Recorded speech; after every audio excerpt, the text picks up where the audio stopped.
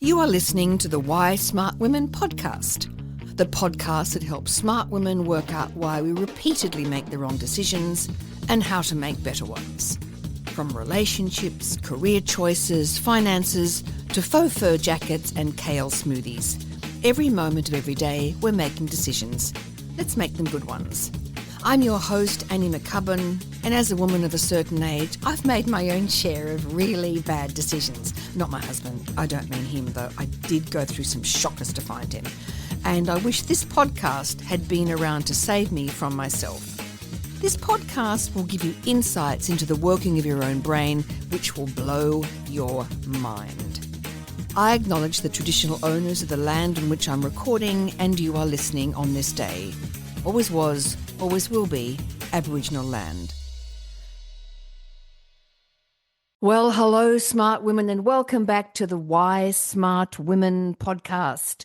We have a political turn today, so we've gone a little bit away from the cookiverse and medical disinformation, and we're going to talk to Leonie Green, who is the national president of the newly refurbished Australian Democrats.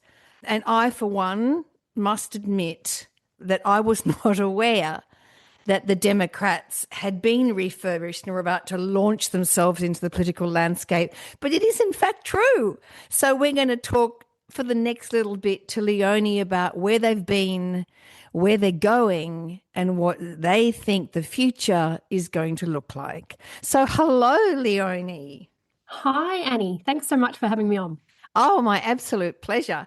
Yeah, as I was just saying, I didn't even know that you were back, because I think you were deregistered, or the party was deregistered in 2015. Is that correct? Yeah, look, it's been a while. It's been Yes. a long while. And we Yes. haven't been in Parliament now going on, I think, nearly 18 years now. Wow. So it's been some time since we've been in that Senate and keeping the bastards honest, as we used to say, and as Don Yes. Chipp, Yeah. one of our founders and our first founder, really, in terms of the party, would say we were there to keep the bastards honest, and we haven't been there doing that. No, we need you. Yeah, look, when I reflect back on what's happened over that 18-year period, I do feel like there has been a gaping hole in our system, really. And so you, I guess within saying that, you're not feeling that, say, the Greens and David Pocock and the Teals are filling that hole. You still see there's a gap? yeah, I absolutely do. So I think the Greens are actually, I'll give them a shout out for a moment, because I think they're improving. Yeah. And I think they've done some good work just recently in actually leaning in and negotiating better outcomes from a legislative perspective. I think, As opposed to what were they doing that wasn't that? well, historically, I think what the Greens had been doing was digging their heels in and standing on principle rather than actually negotiating better outcomes. Yeah, And in okay. my mind, that's what the Australian Democrats were always about, actually leaning in and working out a way to make legislation work better in practice. It didn't work very well with the GST, that principle, did it? Well, I have a different take on that. Please So I tell love me. talking about the GST because Okay, so just it for our invariably comes up. overseas, just let me, because we have overseas listeners. Yep.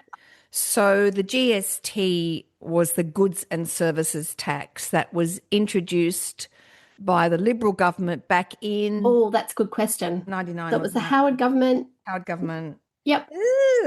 I think about then. Anyway, so it sat around a bit, and the way it got through was, if you just like to unpack that for me, that'd be amazing. Yeah, no worries. So it was the Howard government that introduced it, and the Democrats, our senators, some of them lent in and improved how the GST would work in Right. practice. That was Meg Lees, wasn't it? Yep, that's right. So Meg Lees, and she wasn't the only senator who voted in favour for it, but there were a group of Ausdem senators who said yes to the GST, but with changes. There were also a couple of our senators who said no. We don't Scott think that this Despoja is the said right. no, yeah. Natasha Scott Despoja said no. Yeah. That's right. And one of the challenges for us as a party at that time was what that meant, really, in terms of one group of senators voting one way, the other group of senators voting the other way, and perhaps it not really being something that was properly engaged in terms of what the membership thought of that and what the constituencies of the different senators thought of that as well.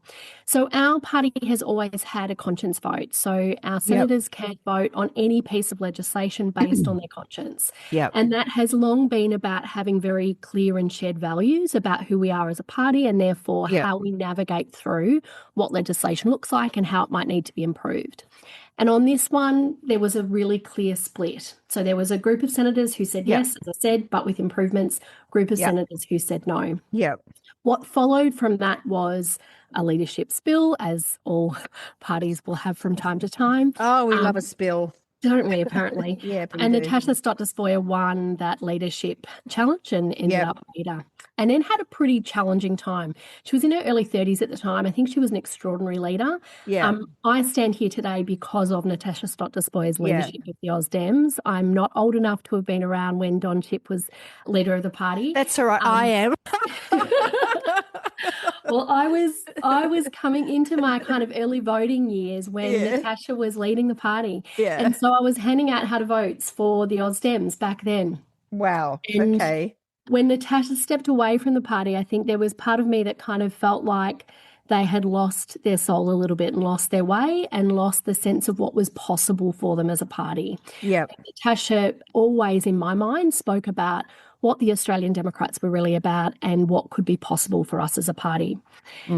And because of all of the internal machinations of what happens when there's leadership spills and challenges, I think the party did just kind of lose its way somewhat. It sort of cracked wide open, didn't it? Yeah. And look, the other really critical thing that I always think about in this chain of events is not about the GST, but actually about what happened after that period of time. So Howard got a double majority in the parliament. So he all of a sudden was... So that's John Howard, for our overseas listeners, who was the Prime Minister of the sitting party, which was the Liberal Party, I think for 11 years, wasn't he? So, yeah. Man, he was rusted on. He was, and he had a fascinating last term. So he had this period of time where he was able to actually, with his government, push through legislation into the upper house and have it approved very quickly and easily because he had this double majority. So for those who are not the political nerds around us, that really just means that whatever the government wants to introduce in the lower house, they can then have approved in the upper house, the House of Review, without any changes, and it's done. And that's how we got work choices. Yes. So we had work choices pushed through without any checks and balances. Do you want to just unpack work choices? Yeah, no problem. Yeah, so for it. My background, Annie, is I started my career as an employment lawyer. So I saw that. I did live and breathe that period as an employment lawyer. Actually have a really, really interesting background, don't you? Because you have a master's in workplace and employment law. And you have a private practice, or you spent nearly a decade in private practice as an employment and industrial relations lawyer and worked as HR director. Wow. So you're awesome. You're certified. You're up there, right? Or I'm very nerdy when it comes to employment law. Yeah. Both my children are lawyers. So, yeah, and they're very nerdy. So we need you people, right? It's a fun space. Look, so I, as I said, I lived through that period of work choices as an employment lawyer, and it was a fascinating period. What was fascinating about it? Well, we had this massive change to our system overnight, and there was a massive backlash to that because there was a really significant part of that legislation that was just fundamentally flawed, actually. There was a lot in that legislation that was actually really good and overdue as well. And we don't talk about that these days.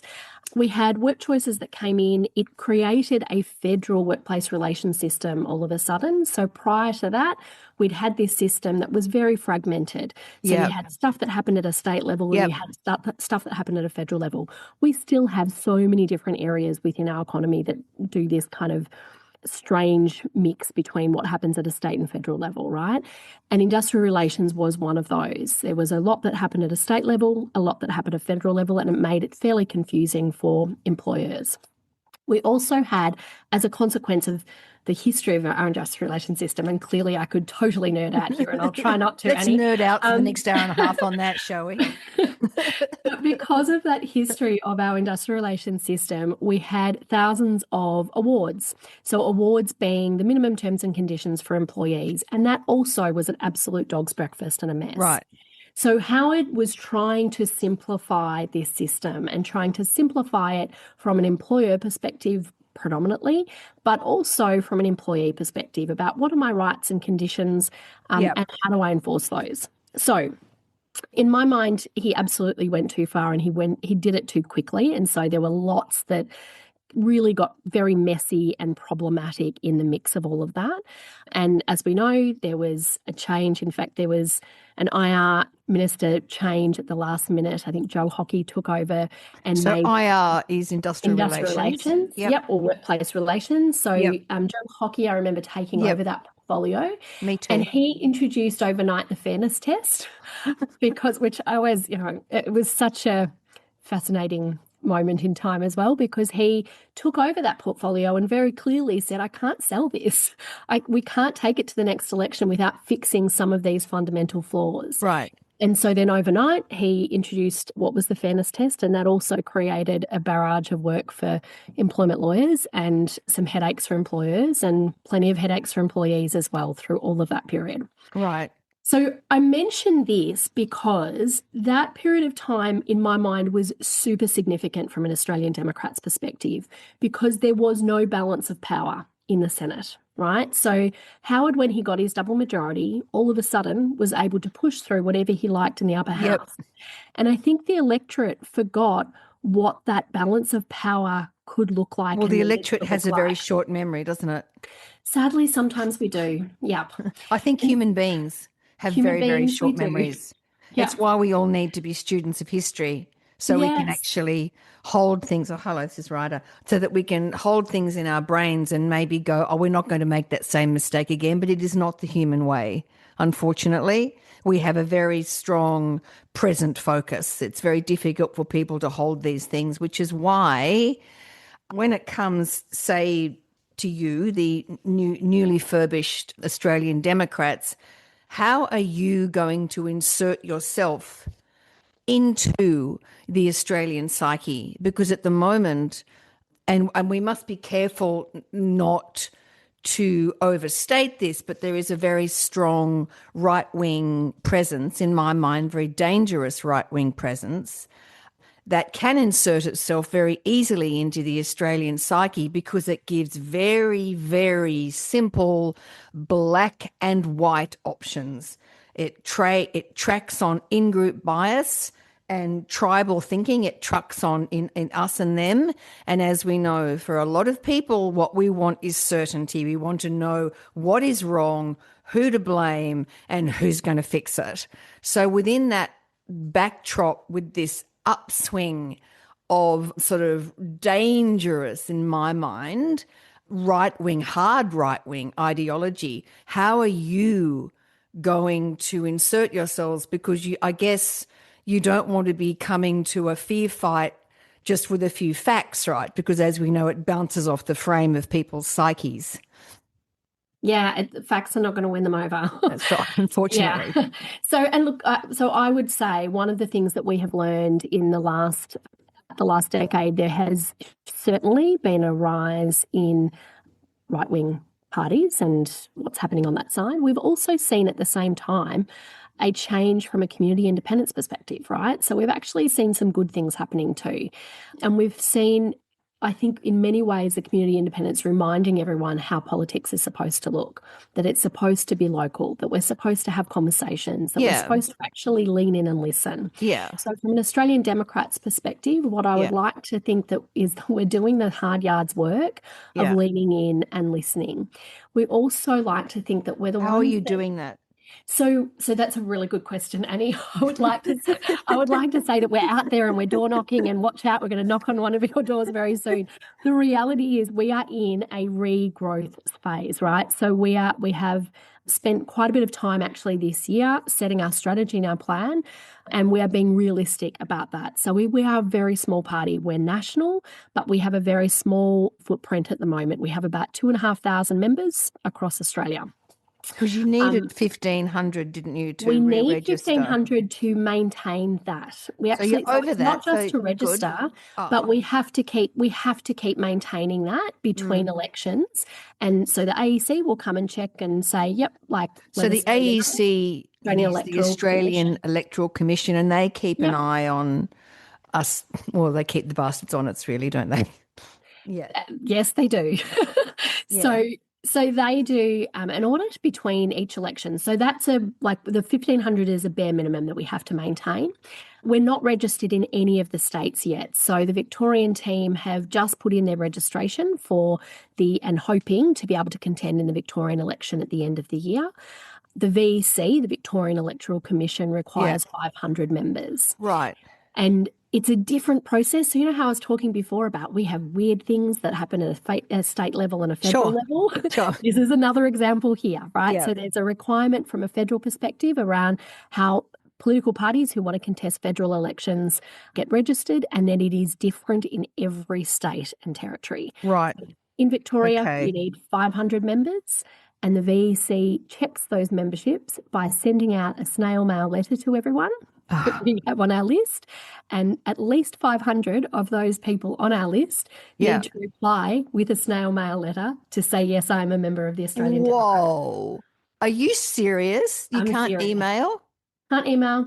Oh, my Lord. Have to reply to this letter that's been sent out to you. Where do they get the stamps from? I guess they go down to the local post office, get the stamp. It must feel quite good, actually, sort of quite, I don't know, sort of traditional, sort of back to the 50s, isn't it? Down you go to the post box and pop it in. And I guess they feel like, oh, that's funny, isn't it? Oh, what a funny sort of archaic thing. It is such an archaic thing. And it is different. Again, it's different in each state and territory, and it's different to the AEC process as well.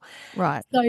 So I give you that backdrop because here is the reality for a small, minor political party who is doing the hard yards work to get back into Parliament. Yep. We have a lot of work to do to maintain our membership lists and membership engagement. We have a lot of work to do to try and cut through the mainstream media who doesn't want to talk to non-parliamentary parties at all. So therefore, we do work with social media. We do. So you haven't, you can't get a gig on the ABC. You can't talk to ABC Radio. No.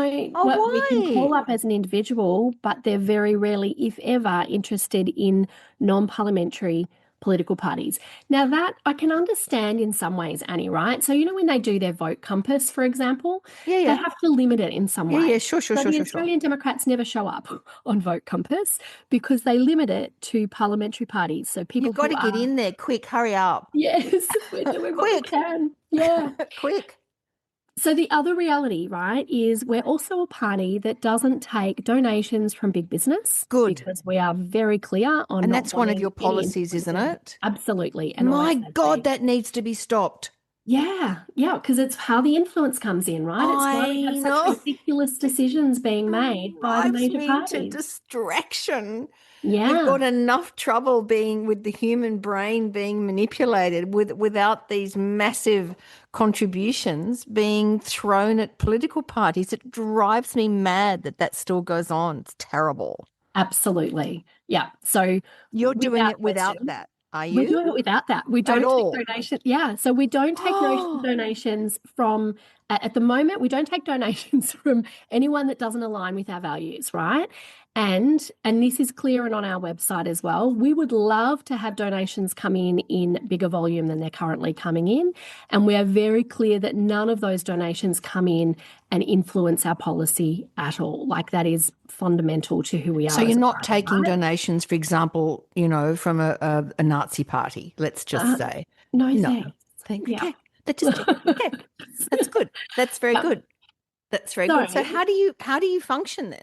Yeah, so we function on, as one might say, the smell of an oily rag, right? So we have very little money in the bank. We do we're all volunteers. I'm a volunteer. What about you? Are you a volunteer as well? Completely volunteer. Oh my God, Leonie, that's There's awesome. no money. There's no money to pay any of the salaries, right?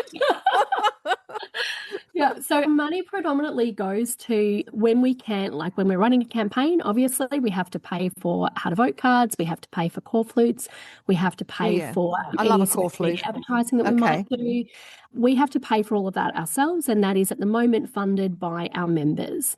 So if there's anyone listening who would like to in some way help our cause, we are always open to All right. donations. So let's just look at this. So let's just say I'm an individual and I'm looking to throw my energy, my volunteering sort of predilection to get out in the streets, my money somewhere, right? And I could go towards, I mean, I'm on the Northern Beaches in Sydney, so I could throw my hat in the ring with Zali Steggall, who, as we know yesterday, joined forces with Allegra Spender, right? Yeah. Or I could throw my hat in the ring with the Greens. Why you? Why would I? So we are a party that is focused on the Senate rather than the lower house. So we're not the party that would be your local member, for example. Yep. So we're a party that wants to be able to improve legislative outcomes in the upper house. So if you want that check and balance, and you mentioned David Pocock before, right? David Pocock is exceptional at doing this in the upper house, calling out what needs to be changed. He is. Yeah. We need more of him in the Senate. So in my mind, he is doing what the Democrats always did, and we need to be able to do that as a group. So as a party, working together, reviewing legislation that comes through, improving those outcomes. So I get it. Changes. It really is about just checks and balances, isn't it? It is. And accountability. We're a party of accountability, integrity, and transparency. Yeah. That has been what we have been from the start, and it's absolutely what we're about still today. So if what we know is that, I guess, do you consider yourselves at the moment that your main issue is countering the claims of the right? I'm not too keen on countering the claims of the right, actually, because I'm not entirely sure it gets us anywhere. No. One of the things, go for it. No, I was going to say, because our little sort of cohort of, I don't know what you'd call us, debunkers, pro-science communicators, or whatever, are spending a lot of time at the moment trying to counter the disinformation, because, of course, it does end up forming policy at the end of the day. You know, you've got this terrible issue at the moment in America with RFK touting all the anti-vax stuff. So we know it's very, very dangerous. And we do know that we call it the Cookiverse, you know, that it's now just a melange, is it not, of anti-immigration, anti-vax, I don't know, just this whole sort of anti-climate change. So we spent a lot of time trying to debunk. And the big question for us is always, how do you do it in a way that cuts across the fear amplification of that messaging? And I think it's the same for anybody in any of our spheres that's trying to do that. You know, how do we cut across this fundamental notion of, what about me? I want my country back. All that sort of very simplistic black and white thinking. How do we, I guess, not hit up against it, but how do we cut across it? And you're in exactly the same position. Yeah, we are. So the first thing that I would say, and I say this as at an individual level as well, right? Because as you say, it cuts across everywhere. Might be from a family conversation or a community conversation. It might be at a political level. But one of the things that I think is vital is that we start by listening. And I think the thing that we have not done enough of is actually really listening for what is at the core of what people are saying. And let's leave the far right alone for a moment, right? Let's leave it alone. I agree. This growing group of people who are saying, I'm going to vote this way because I feel like they're saying something that makes more sense to me right now, right? Yeah, we would agree. Well, me and my little cohort would agree with that we've now gone, let's leave the rusted on to be rusted on. And now we're looking at that sort of center pool of people who will be inclined to go towards a grievance message, who will be inclined to go, yeah, this simplistic answer is the answer to my problems, because we know that certainty cuts across critical thinking. Certainty and charisma. As soon as you make a statement, it's why Americans are so great at it. It's like, here I am and I'm sick, and it's really clear. And guys, if you don't drink, raw milk, it's going to fix your microbiome. And it's like, they sound so certain. You're like, give me some of that raw milk that's probably going to kill me with diarrhea. But hey, you sound really like certain. So we sort of know that the certainty of the voice, it's tragic, right? How easily influenced human beings are. We don't know that. We think we're rational. And as you would know, we're not at all rational. We're driven by the emotional part of the brain. So I've taken a very long time to come back to you to say, when you talk about having conversations and listening, what do you actually mean by that? Yeah, so one of the things that I'll use the most recent example that I have that has been bugging me for the last week or so. So we have seemingly had this debate about monoculture versus multiculture, right, in the last week. And it's driving me bananas. And I feel like we keep falling into this trap that we have politicians who are doing kind of feels like the Trump playbook, right? They are. Guff, guff, guff, guff, guff, guff, guff, 100% they are. Amazing, like kind of crazy line here, crazy line here, crazy line here. Yeah. But what we don't hear is what the people are. And in fact, I can't remember who was saying this the other day, but it was a fascinating reminder that two people can listen to one of these politicians and come up with very different. 100%. And that's all to do with confirmation bias. Yeah. We know that for a fact, that I will listen to you, and unless I'm actually applying critical thinking to the receptor part of my brain, I'm only going to hear what I want to hear, right? Yeah. And so that's where we need to then go, okay, well, what are we hearing and what are we reacting to? And is that helping, or is it actually getting in the way of the conversations that matter? So this monoculture versus multiculture thing has been ridiculous, and it has been it is another example of us and them, right? Which doesn't 100%, get anyone 100% anywhere. Yeah. And at its core, really, if we break down what is being said there, it's that we want a community where we have shared values, where we're working together. Hang on. So what you're saying is, if let's just say, someone's saying, we need a monoculture because we want to be able to share the values, then I go, yeah, I want to be able to share my values. That's right. I don't want people that are outside my values and bringing in their own culture, right? And that's what I'm hearing. Yeah. Right, from my position, where I might be wavering a little bit. And the other message I think that's sitting on top of the monoculture is the lie about mass immigration. Absolutely. Yeah. But again, as you said, that's hitting the bias, right? So someone goes, yes, smack up against the bias. Well. Yeah. Yep. So that's where there's those two different levels of things that are happening. But instead of the media going, okay, what's actually important for us to discuss here? And what's the conversation that's actually going to move us forward? Instead, they keep falling into this. It's a binary question. Are we monoculture or are we multiculture? Yeah, that's right. Yeah, that's question right. being put to every politician in the last week has been ridiculous. And then that becomes the headline, as opposed to, and in fact, that becomes the story, as opposed to what are the policy positions that One Nation might be putting forward? And are they fit for purpose?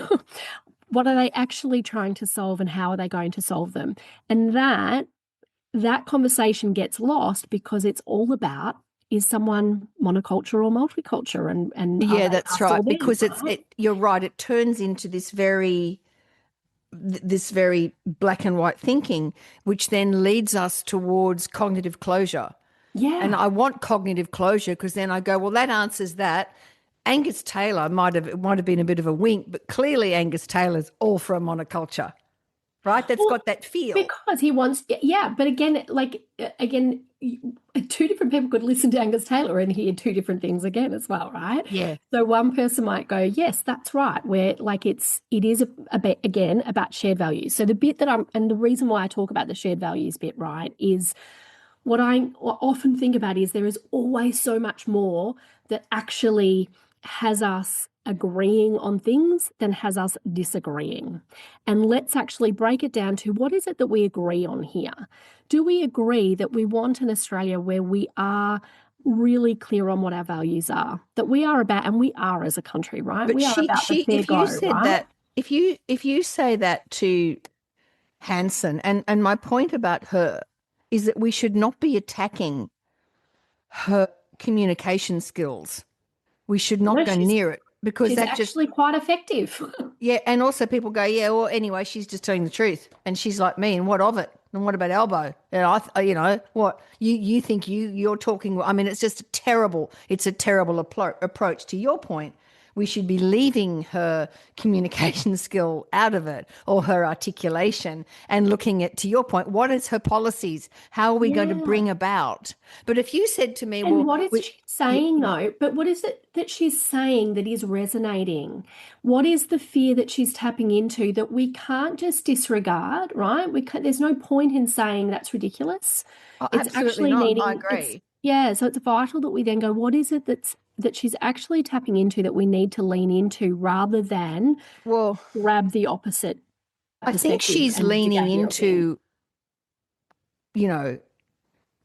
authoritarianism, and it's the strong leader thing, it's the whole, I'll tell it like it is.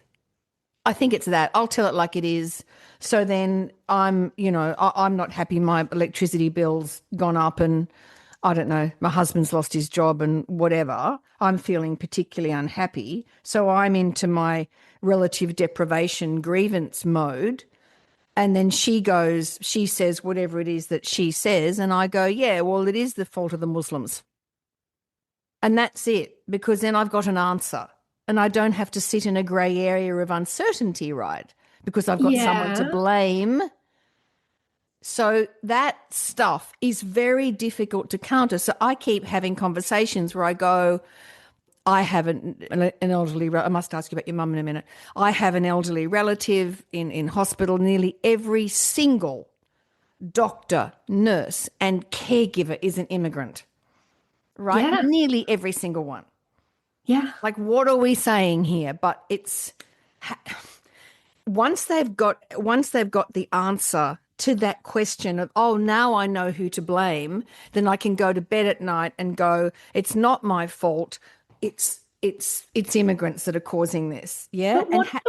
But what if it was more complex than that, Annie, right? So what if it was actually that's not where they're going with that argument? Where are they going? But all they're feeling is that the world right now is ridiculously uncertain, and it's pretty scary, right? Yeah. And we feel very vulnerable. So we have wars that are happening that are impacting our cost of living. Yep. We have governments making decisions that are sometimes really silly, and they're decisions that sometimes were made decades ago. Shush. Sorry. But we're still dealing with. I can't hear it, by the way. You can't hear Yo-Yo barking? No. Oh my God. Yo-Yo, go away. Yep. So they're feeling. So people are feeling vulnerable. People are looking at what's happening from an AI perspective and saying, is my job going to exist in 10 years, in 5 years, in 2 years? What's going to happen for my children on that front?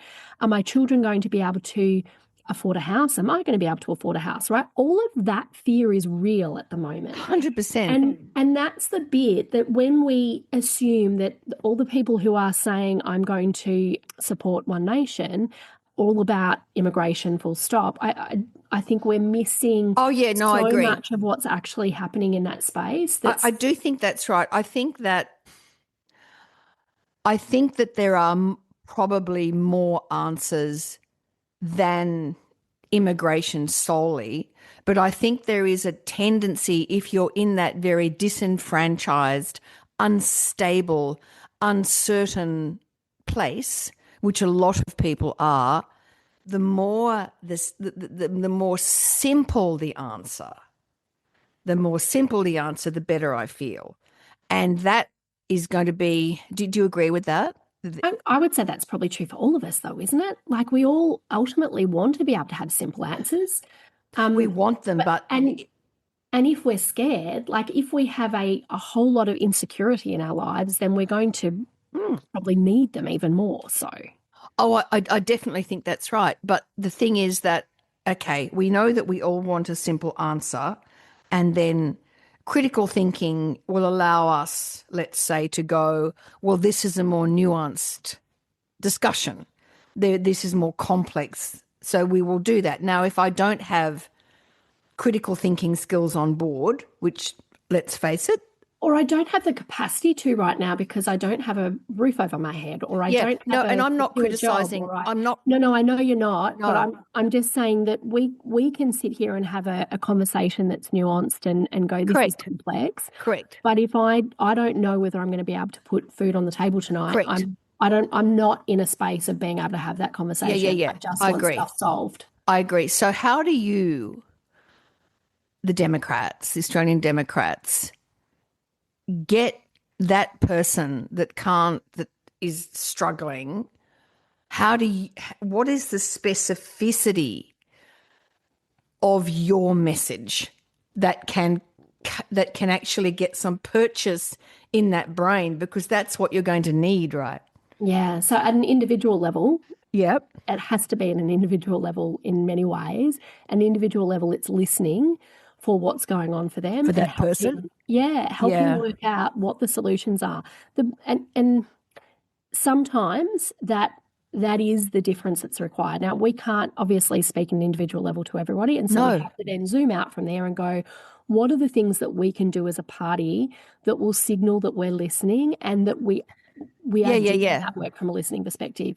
And so what do you put on a core flute then? Stop it, Yo-Yo. Sorry. No, that's okay. So it depends on the election. It depends on what we're hearing, right? So if we're hearing that housing is the number one problem, then obviously housing needs to be something that we need to solve, and we need to be talking about how we're solving that. And how would you solve housing? Oh, is that a terribly large and awful question? Annie, I'm so sorry. No, not at all. That is a big question, and it's something that I think we have failed to do well. For decades again. Yeah. And in fact, this is a very simplistic answer, but I will give you one of the elements that's problematic here. And again, it's our federal versus state challenge, and what decisions are made at a federal level versus what's happening at a state level. And so we, from a Victorian perspective, for example, in the Victorian election, we'll have, and we do have already, a housing platform that's looking at what we can fix and change at a Victorian level, at a local level, whereas the federal government continually needs to be thinking about how do we bring this together at that level and think about this long term. One of the things, and this isn't answering the question well, Annie, but I just want to, again, because we can have the conversation at the moment about the complexity of this, right? One of the things that I get frustrated with is that we don't talk enough about what are all the different drivers that are making this happen, and what are the things that we need to be actually quite honest about. So immigration, we've talked about that a little bit. I get really frustrated when we say immigration has nothing to do with this, right? As soon as we say that, again, we're just choosing a side 100%. And it's a binary thing and it doesn't work. 100%. So immigration is relevant. Yeah, immigration is part of the solution. It's also part of the challenge. If we bring in too many people at any given time, then of course we have to house them, and there is a problem if we don't have sufficient housing. And clearly we've had an ongoing challenge from a housing supply perspective. Yeah. However, we need those houses built, and we absolutely have gaps in our economy in terms of the skills that we need in our economy, and we have to bring immigrants in. You spoke before about healthcare workers, right? Absolutely. They are amazing. I've had several, and I think you were going to ask about Mum before. We have had several people who have been incredible carers for mum who absolutely have come to our country to fill the holes that we cannot fill ourselves. So, from an immigration perspective, let's talk about how we do this carefully and in a planful way so that we are filling the gaps that we need to fill with the skills that we need to fill, and that we are also continually building up those skills that we need to. Right, perfect. Internally over time as well. Perfect. Mm-hmm. That is one example of, and this goes back to housing, right? Like, we can't talk about housing without talking about immigration. Yeah, good. It's just that there's what you have articulated is, again, I come back to, it's a nuanced discussion as opposed to an easy answer. Right. Yeah, an easy answer, which is just, it's out, give me back my country, which is okay. So it's that. So, I mean, that sounds great to me. So I guess I come back to my question. If I am looking where to put my political focus or perhaps my political donation dollar, why you? So if you want a party who will do the work from an accountability, transparency and integrity perspective in the upper house, so we will do that work to make sure that legislative outcomes are thinking about long term, that are thinking about what are the unintended consequences of this legislation. Okay, so I think that long term point is really important. Because do you think we're very involved in, we have a sort of short-termerism? Yeah, right? Oh, my goodness, yes. Yeah. Where do you see that playing out?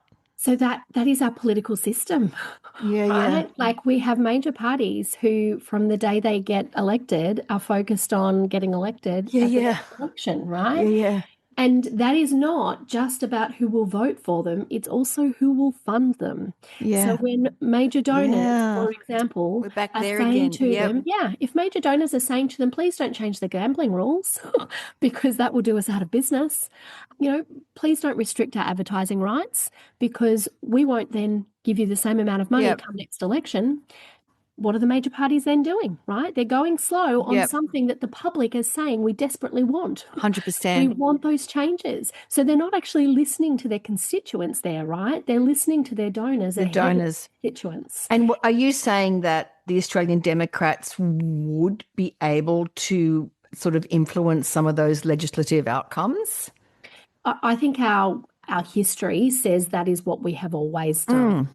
So we have always lent into what's actually fit for purpose here. I spoke about industrial relations before, workplace relations. Yeah. That was one of the areas where the Australian Democrats had continually held a line there to prevent major changes coming through that would have looked quite similar to what WorkChoices ultimately was, right? Right. So there are improvements always in legislation that comes through that are required. It's the work of the Senate.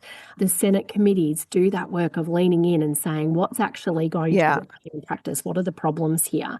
Yeah. And unless that work is done and followed through and changes are made, then we don't have that check and balance working in the way that it should. The Australian Democrats as a party, when we held the balance of power, that was the role that we played. And that is ultimately what we need, whether it's us, whether it's with another combined kind of group of other parties or individuals, independents in the Senate. That is what's needed in the upper house to make legislation better for the long term rather than this continuous short-termism work. Yes. And so how long have you been involved with the Australian Democrats now? So I rejoined in the end of 2021, Annie. So at the end of 2021, I had I can't remember whether it was an email or a text out of the blue. It was one or the other. I think it was an email saying, would you come back and join the Australian Democrats? We are on a membership drive.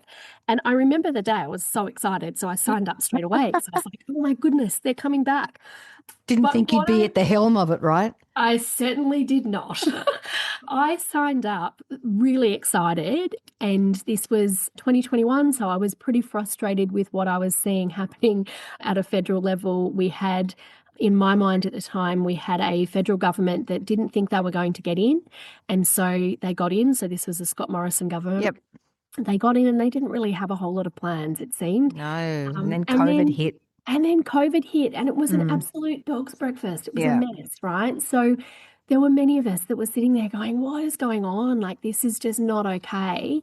And so I was pretty excited, signed up, joined the Democrats. I then joined my first meeting later that month. I was invited to come along to a meeting, and I remember dialing in. It was a Zoom meeting, dialing into the Zoom meeting and thinking, oh my goodness, okay, there's not a whole heap of people here and there's work to be done. So and there absolutely was. So the party at that point in time, Lynn Allison had come. Lynn Allison was one of our senators in Victoria. Lynn Allison was national president, and the work was being done to rebuild the party from there as well.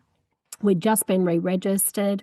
But what happened was the major parties at the leading into that next federal election, so at the second half of 2021, changed the rules for minor non-political parties. And suddenly they required that all of the non-parliamentary parties had to prove that they had 1,500 as opposed to 500. Registered. Exactly. So the Democrats had been starting to do that work to be ready to then do the rebuild. God, so much work. And all of a sudden, all they were able to do was do a membership drive to stay registered. Wow. To their credit, they did it, and they got across the line with their 1,500 members. Wow. So that's how I came to be back involved with the Australian Democrats. Going into the 2022 election, I put my hand up to be a Senate candidate because I realised that that was what was needed for that election. Goodness. My goal for the following election, Annie, was that I wouldn't put my hand up, that we would have a pipeline of people ready to stand up and be candidates. And so I was very excited that I didn't need to put my hand up for the following election, and I didn't. Yeah. And then Lynn Allison was very clear, even before the last election, actually, she was ready to step back and retire and do a little bit less from an Australian Democrats perspective. And so I was encouraged and asked by many of my colleagues at national level to stand for national president. Wow. I mean, I can see why. You just, you drip integrity, and that you are actually in it to enact change. Like, that's what comes across very strongly. You're not in it because you want attention, or you like the idea of having a voice. You would appear to me to be a person who's very, very strongly you're coming from your sense of values and morals, and that's what we need, do we not? We do. So thank you. That's lovely, Annie. I just want the Australian Democrats back in the Senate, and so I do too now. Excellent. I'm so glad. I'm doing everything I can to make that happen. Yeah. We have an amazing growing team of people working on this, and we went through a strategy process in the first half of this year that was I've got to say, it was a joy. It was a hard yards. As I said, we're all volunteers. It was every Sunday night there was 6 meetings over 8 weeks from memory on a Sunday night Zoom from representatives from each of the states, each of the divisions. And it was a joy to work through that process collectively and land on, this is what we're focused on, confirming that we're absolutely focused on the Senate, that we're absolutely still the party that we always were in terms of being very clear on accountability, transparency and integrity.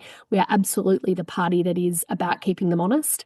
And we, and this is the bit I think that I don't know whether I'm weirdly most proud of this, but as a federal body, if you like, so a national body that's representing all of the divisions, we looked at the evidence and we looked at what's happening across each of our divisions to determine where we need to focus our energy first.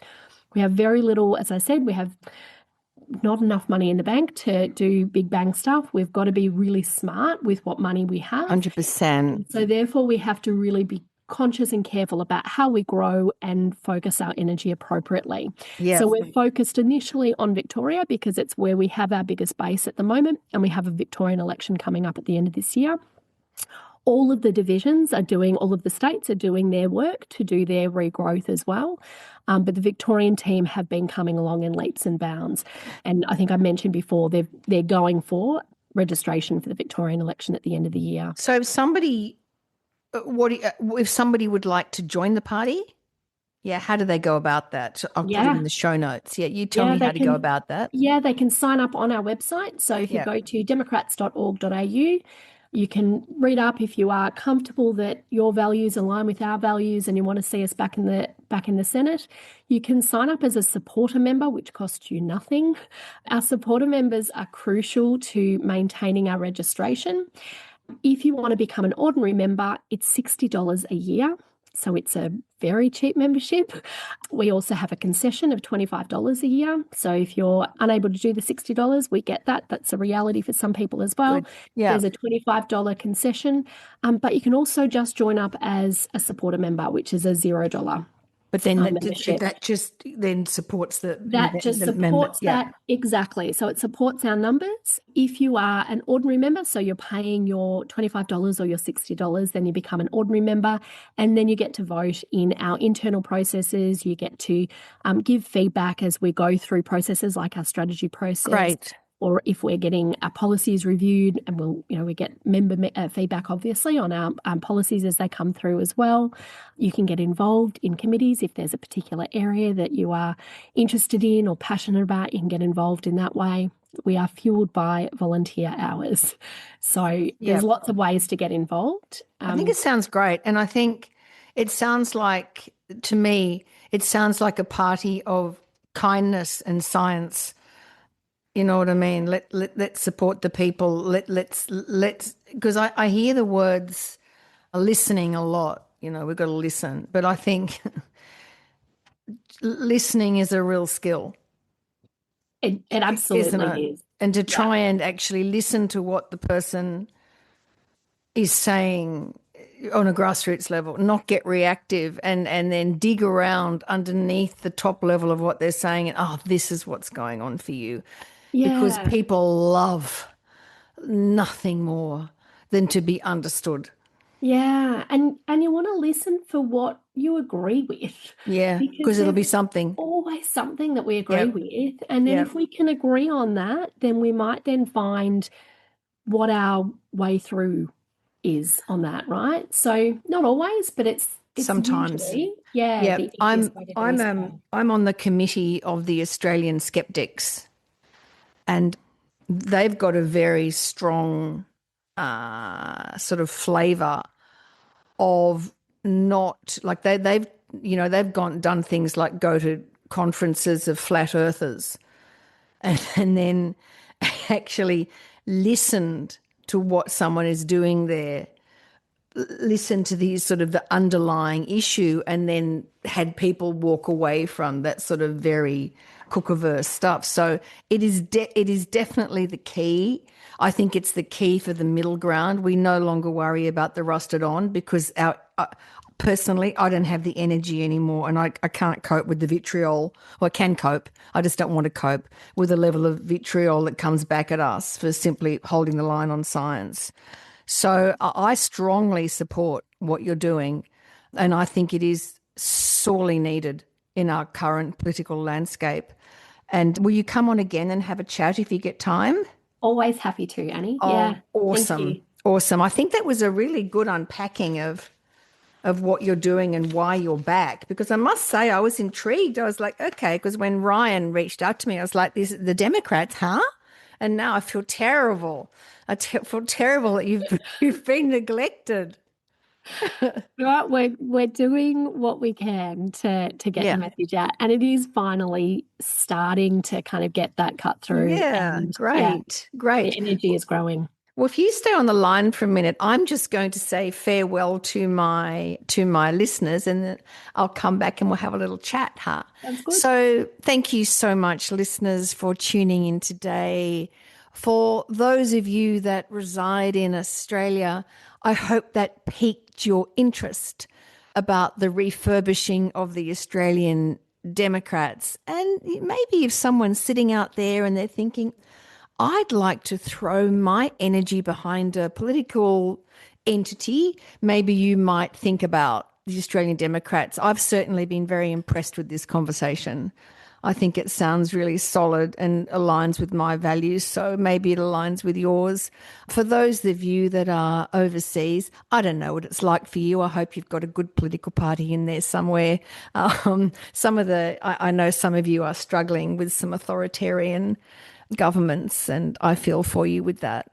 So for everybody who tuned in today, stay safe, stay well, Keep your critical thinking hats on. See you later. Bye. Thanks for tuning into Why Smart Women with me, Annie McCubbin. I hope today's episode has ignited your curiosity and left you feeling inspired by my anti-motivational style. Join me next time as we continue to unravel the fascinating layers of our brains and develop ways to sort out the fact from the fiction and the over 6,000 thoughts we have in the course of every day. Remember, intelligence isn't enough. You can be as smart as paint, but it's not just about what you know, it's about how you think. And in all this talk of whether or not you can trust your gut, if you ever feel unsafe, whether it's in the street, at work, in a car park, in a bar, or in your own home, please respect that gut feeling. Staying safe needs to be our primary objective. We can build better lives, but we have to stay safe to do that. And don't forget to subscribe, rate and review the podcast and share it with your fellow smart women and allies. Together, we're hopefully reshaping the narrative around women and making better decisions. So until next time, stay sharp, stay savvy, and keep your critical thinking hat shiny. This is Annie McCubbin signing off from Why Smart Women. See you later. This episode was produced by Harrison Hess. It was executive produced and written by me, Annie McCubbin.